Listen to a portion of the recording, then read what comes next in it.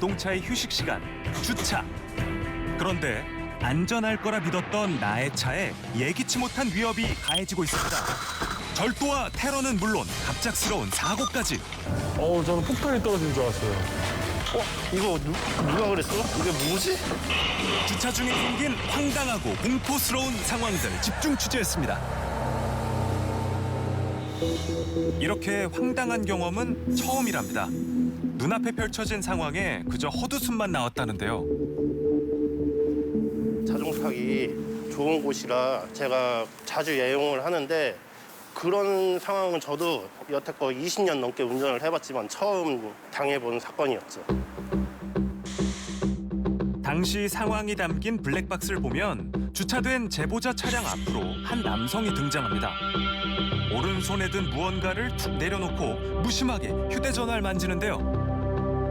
그런데 갑자기 큰 봉투에 들어있는 내용물들을 보닛에 쏟아냅니다.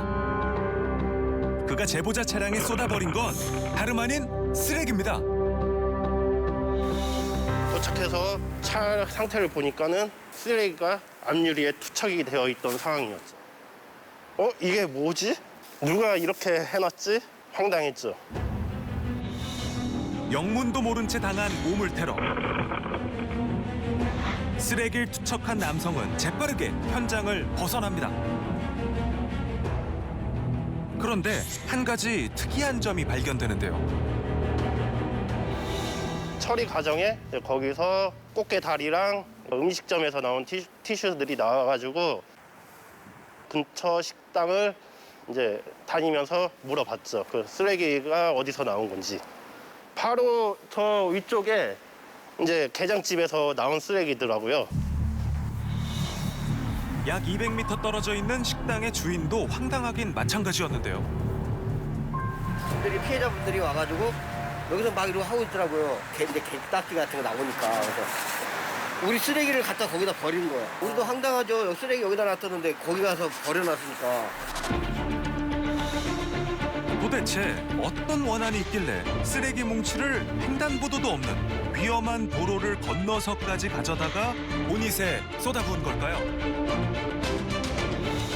곰곰이 생각을 해보니 의심 가는 사람이 한 명 있었다는데요. 저 딴에는 이제 자기 차 못 나간다고 차 빼달라고 전화 주셨던 분이 좀 의심이 들어서 전화를 드렸죠. 근데 그분이 자기는 그런 적 없다. 자기는 안 그랬으니까는 경찰에 신고하든지 그렇게 하라 그래갖고 신고를 했던 거고요. 제보자의 추궁에도 끝까지 오리발을 내밀던 운전자. 하지만 경찰에 신고하자 태도가 180도 바뀌었습니다. 그분한테 전화를 하셨더니 그때서야 그분이 자기가 그런 거 맞다 그러면서 인정을 하셨던 거고요. 그거 보면서 왜 이런 확실한 증거가 있는데 거짓말을 할까. 이 차 때문에 자기 차가 못 빠져나가니까 괘씸해서 했다는 생각이 들더라고요. 그러니까 제보자가 멀리 있어서 차를 빨리 빼주지 못하자 화풀이를 하기 위해서 그랬던 건데요. 다행히 경찰의 중재로 더 큰 갈등 없이 합의를 보고 사건을 마무리 지었다고 합니다. 주차 중에 발생한 또 다른 황당 사건입니다. 출근을 하려고 나왔는데 이렇게 자동차의 유리창이 깨져 있다면 어떨까요? 한 남성이 주차된 차량 위로 올라가 갑자기 앞유리를 밟습니다. 이게 이제 그 아파트 단지 내 주차장이 너무 협소해요. 협소하다 보니까 차량 그 주차는 이제 그 버스 승강장 앞에 그 갓길에다가 세우는 상태에서 차를 상태를 확인할 때는 진짜 황당하죠, 아침에. 새벽 일찍 출근하는 전희종 씨는 주민들과의 갈등을 피하기 위해 이곳에 주차를 하는데요. 사건이 발생한 지 5개월이 지났지만 아직 범인은 잡히지 않은 상황. 범행 전후 이동 경로를 추적 수사하였고 놀이터나 공터에서 노숙하는 자로 추정하고 있습니다. 저는 용의자에 대한 탐문 수사를 계속 전개하여 끝까지 추적 검거할 계획입니다. 주차 중 발생한 사고기에 보험 처리도 안 되는 상황. 결국엔 자비로 차량을 수리했는데요. 하루빨리 범인이 잡히길 바랍니다. 형법상 재물손괴죄에 해당을 하고 거기에 맞춰서 처벌을 받게 되는데 이런 경우에는 3년 이하의 징역 그리고 700만 원 이하의 벌금에 처해질 수 있습니다. 출근을 하려다 어이없는 상황을 마주한 제보자. 갑자기 먹통이 된 내비게이션 덕분에 생각지도 못한 사실을 알게 됐습니다. 내비게이션이 이제 카플레이가 안 켜지는 거예요. 그래서 확인하려고 이제 센터 콘솔 이렇게 열었는데 아이폰이 없는 거예요. 주차 충격 알림이 1개가 이렇게 있는 거예요. 그래서 봤더니 뒤편에서 누가 제 트렁크를 열고 있는 게 찍힌 거예요. 그래서 제보자의 후방 블랙박스입니다. 한 남성이 자연스럽게 트렁크 문을 엽니다. 그리고 또 다른 사람이 등장하더니 트렁크를 뒤지기 시작하는데요.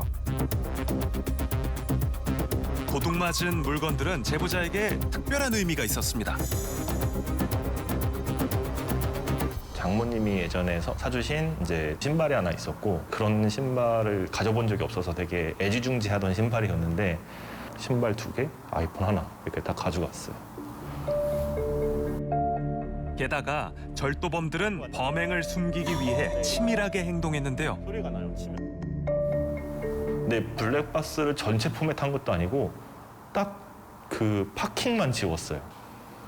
주민분들의 블랙박스를 다 수배를 했죠. 정말 운 좋게 한 대에 딱 정말 도움이 많이 됐죠.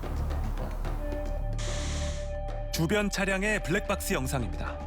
2명의 남성이 나타나 주차된 차량으로 접근합니다. 그리고 잠시 후 제보자 차량에서 훔친 종이 가방을 하나씩 들고 유유히 주차장을 빠져나가는데요. 이제 저희 단지에서는 털린 차량이 한 대 저밖에 없었고 나중에 이제 다 잡고 나서 들은 얘기로는 심지어 고등학생인데 실질적인 범인은 총 3명이다. 이제 저 사는 곳 일대에서 총 5대가 털렸다라고 하더라고요.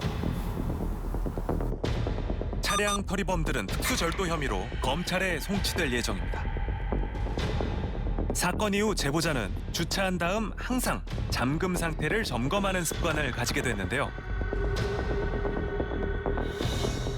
무조건 사이드미러만 더 보게 되고 지나가는 차들도 많이 보게 되고 주차장 기웃거리는 청소년들을 의심스럽게 봐요.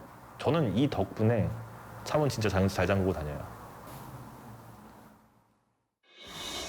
아, 이게 뭔가요? 쓰레기 양도 꽤 많아 보이는데요. 무게도 만만치 않을 텐데 굳이 이걸 들고 와서 쏟아붓고 가다니 꼭 그래야만 했을까요? 그런가 하면 요즘 이런 차량 내 귀중품 절도 사건도 많이 일어나고 있습니다. 이런 일을 당하지 않으려면 차 문을 제대로 잠그고 무엇보다 차 안에 현금이나 귀중품은 두지 않는 습관 잊지 마시길 바랍니다. 살면서 겪지 말아야 할 일들은 앞서 본 사건들뿐만이 아닙니다. 여기 마른 하늘에 날벼락 같은 일을 당한 사람이 있다는데요. 그날 무슨 일이 있었던 걸까요? 온몸이 아파 똑바로 누워 잠을 청하기도 어렵다는 제보자. 지난 11월 갑자기 발생한 사고 이후 삶에 많은 것이 달라졌습니다. 일단은 제가 거의 한 달, 2달 가까이 좀 일을 못하고 있고요. 한 12시에 자면 한 새벽 3시에 깨요. 그러면 아침까지 그냥 계속 이렇게 앉아있는 거예요. 자동차용 반도체 대란 때문에 5개월이나 기다려서야 새 차를 받은 제보자. 설레는 마음으로 차량 검수를 마치고 집으로 돌아가는 길이었습니다. 그런데 갑자기 제보자 차량이 정차했던 앞 차량을 강하게 충돌합니다. 후방 영상을 보니 빠른 속도로 달려온 승용차가 제보자 차량의 후미를 추돌해 발생한 사고였는데요. 제가 내렸을 때는 이제 가해자랑 눈이 한번 마주쳤는데 일단은 가해자가 일단 외관상으로는 좀 피도 좀 많이 나셨고 정신이 없었던 것 같아요, 가해자도. 사고로 인해 뇌진탕 증상은 물론 갈비뼈가 골절되는 부상을 입은 제보자. 하지만 사고 당시엔 자신의 몸보단 새로 뽑은 자동차 걱정이 앞섰다고 합니다. 새 차인데 보고 싶었죠. 뒤에 후미를 확인했는데 거의 엄청나게 크게 파손이 되었고 망연자실했죠. 그렇다면 도대체 왜 승용차 운전자는 속도를 줄이지 않고 달려온 걸까요? 경찰관님이 이분 음주 운전한 게 맞고 가해자분은 이제 면허 취소가 됐고 벌금이 좀 많이 나올 것 같다. 그 얘기 들었을 때는 그냥 허탈하고 너무 그냥 화가 났던 것 같아요. 음주운전으로 인해 발생한 사고. 충격으로 인해 제보자 차가 바로 앞에 있던 SUV와 부딪히고 SUV 차량은 그 앞에 있던 차량과 추돌하게 됐습니다. 갑자기 발생한 사중 추돌 사고로 인해 도로는 그야말로 아수라장이 됐는데요. 무엇보다 제보자는 차량을 인수한 지 3시간도 안 돼서 폐차를 하게 됩니다. 금융감독원은 올해부터 음주운전자에 대한 금전적 책임을 강화하기 위해서 자동차 표준약관을 개정했습니다. 음주운전자가 사고분담금을 부담을 하면 일단 음주운전을 했다고 하더라도 가입한 보험에 따라서 피해 보상을 하게 되어 있고요. 다만 음주운전자는 음주를 한 잘못이 있기 때문에 자기가 가입한 보험사로부터 사고부담금만큼을 청구받게 되는 것이죠. 그러니까 예전엔 피해자가 가해 음주운전자와 보상 문제를 직접 해결했어야 했는데요. 하지만 앞으론 보험사에서 피해자에게 보험금으로 피해 보상을 진행한 후 음주운전자가 그에 상응하는 금액을 보험사에 돌려줘야 된다는 이야기입니다. 술을 드시고 그렇게 무서운 속도로 달려오면 흉기잖아요, 이거. 술을 정말 마시면 절대 운전하시면 안 되고 음주운전은 살인인 것 같아요, 살인. 코로나19가 확산되면서 연말 연초 모임이 줄어들곤 있지만 음주운전으로 인한 사고는 끊이질 않고 발생하고 있습니다. 야심한 밤, 조용했던 동네가 소란스러워집니다. 사람들이 하나둘 모여들더니 급기야 경찰과 119 구급대원들까지 출동해 현장을 정리하는데요. 도대체 그날 밤 무슨 일이 벌어졌던 걸까요? 주민들은 그때를 회상하면 아직도 공포스럽다고 말합니다. 뭐지 하고 맨 처음에 뭐 지진 났나 하다가 그래 흔들고 막 쿵 하다 흔들리더라고. 방에서 내다보이기나 차가 또 건물에 들어와 있더라 하더라고. 옆에 건물에 저기 하고 했는데 안 나올 수가 없죠. 블랙박스 영상을 보겠습니다. 1톤 트럭이 굉음을 내며 건물로 돌진합니다. 그런데 이 화물차는 충돌 전부터 이상한 움직임을 보였는데요. 사고 차량이 빠른 속도로 달려와 쌓아놓은 종이 더미와 충돌합니다. 1차 충돌이 있었지만 화물차는 속도를 줄이지 못하고 그대로 건너편 건물로 돌진하고 맙니다.